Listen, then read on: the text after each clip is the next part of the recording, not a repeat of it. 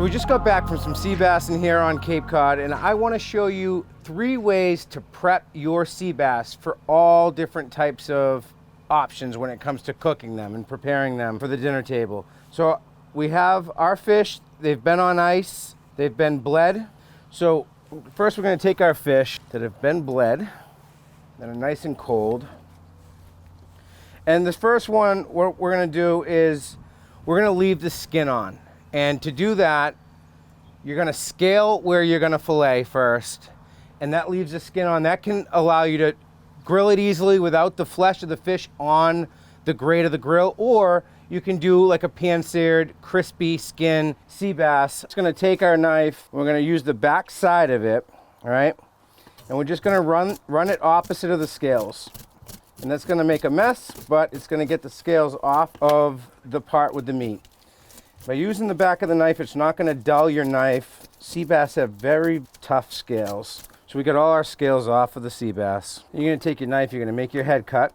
You're going to turn it around, cut down to the bone. You're running your knife right down the back of the bone to outline the fillet. And you're going to remove the fillet like so. Sea bass have a pretty big rib cage, so you're going to take the fillet right off the ribs by running your knife over that rib cage, because if you do it by cutting through the rib cage, you're going to have a lot more pin bones than you would want. So now what you're left with is a sea bass fillet that you can have a nice crispy skin that you can eat. Rinse this off, there will be no scales, and you can get a really nice crisp on that crispy skin. The most common way to process a sea bass is to just simply fillet it, and with these tiger edge serrated knives, it's always good to make your first cut, your head cut, with a serrated knife if you have it handy. Do that like that. It's going to just preserve the edge of your fillet knife because of the rough skin the sea bass have. And you just fold your fillet back.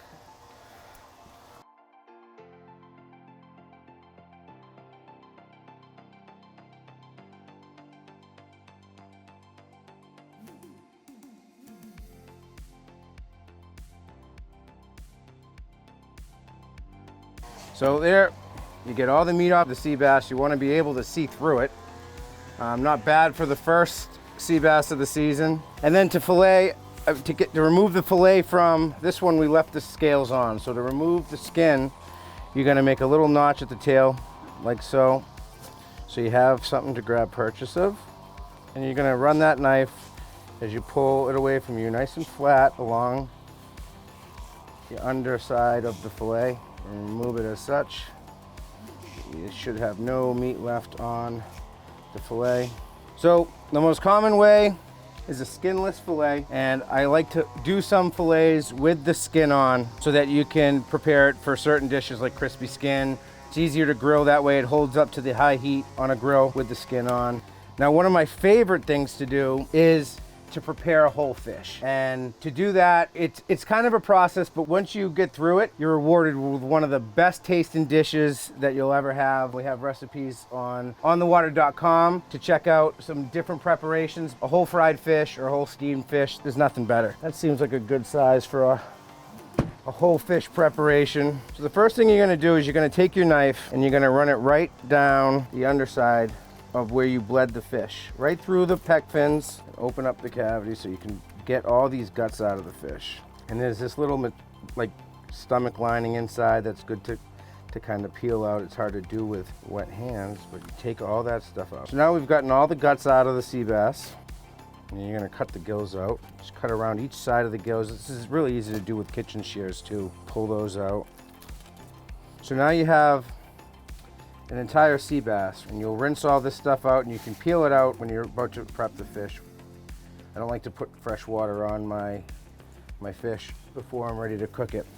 But all you want to do is basically take the back of your knife again and get all these scales off, the entire fish. And since you're doing the whole fish, you want to make sure to not overlook getting the scales off the collars, because there's a lot of good meat there. Same thing with the cheeks and the head of the fish. You want it to literally be scaleless. So as you can see, this fish, once it's rinsed off, it will be completely scaleless. You have all that good meat inside of here, both sides of the cavity. You got the collar meat still intact. You took the gills out. It's very important. That will give a whole fish a very foul taste if you leave the gills in. So you're gonna rinse all this stuff out really well. When you prepare a whole fish, if you're frying it, the fins get super crispy. They turn into like almost like a chip-like taste, and they're really good.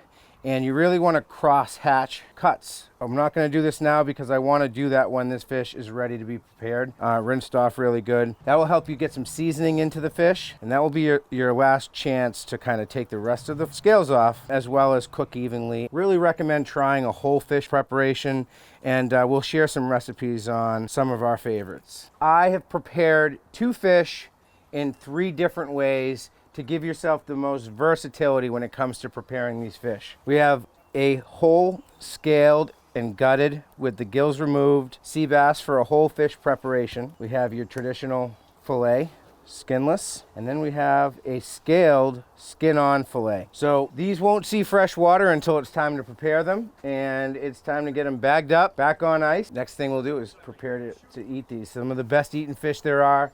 Love black sea bass, and those are my 3 ways that I like to prepare or process black sea bass to give myself a lot of versatility when cooking these fish.